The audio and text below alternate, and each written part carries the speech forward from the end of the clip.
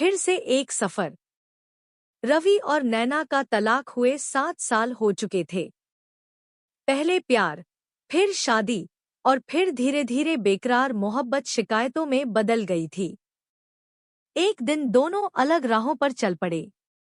एक दूसरे से दूर जाने के बाद भी कहीं न कहीं उनके दिलों में एक कमी सी महसूस होती रही।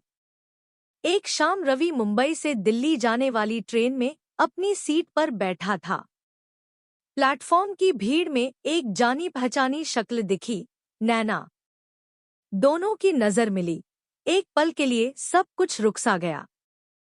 रवि हैरान भी था और थोड़ा बेफिक्र भी। क्या करे? बात करे या यूं ही अनजान बनकर सफर पूरा करे?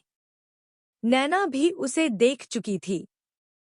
कुछ पलों तक अनदेखा करने की कोशिश के बाद वह उसी डिब्बे में अपनी सीट ढूंढने लगी। किस्मत देखिए, सीट रवि के सामने की थी। दोनों ने धीरे से एक दूसरे को देखा, एक फीकी सी मुस्कान दी और फिर अपनी अपनी किताब निकालकर पढ़ने लगे, जैसे कि सब कुछ बिल्कुल सामान्य हो।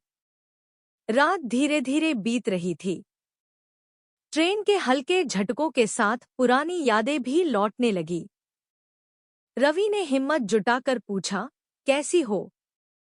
नैना ने एक पल सोचा, फिर कहा, अच्छी हूँ। तुम? मैं भी ठीक हूँ, रवि ने जवाब दिया। थोड़ी देर की खामोशी के बाद रवि हंसा, याद है, पहले हम यही ट्रेन पकड़कर ट्रिप्स पर जाया करते थे? नैना भी हंसी, हाँ। और तुम हमेशा चाय गिराने का रिकॉर्ड बनाते थे। दोनों हंसे और यह हंसी बरसों की दूरी मिटा रही थी। फिर बातें शुरू हुईं, पहले छोटी, फिर गहरी। तलाक का दुख, बेवजह की लड़ाइयाँ, छोटी छोटी खुशियाँ जो कभी समझ नहीं आईं। सब याद आने लगा। सुबह होते होते दोनों का मन हल्का था। एक नए मोड़ पर, एक नए एहसास के साथ रवि ने पूछा, एक नया सफर शुरू करें? नैना ने मुस्कुराते हुए कहा, इस बार बिना किसी तलाक की कहानी के। ट्रेन अपनी मंजिल की ओर बढ़ रही थी और साथ ही रवि और नैना की कहानी भी एक नए सफर पर निकल चुकी थी। कुछ रिश्ते बिछड़कर भी कहीं ना कहीं जिंदा रहते हैं, बस एक मुलाकात की देर होती है।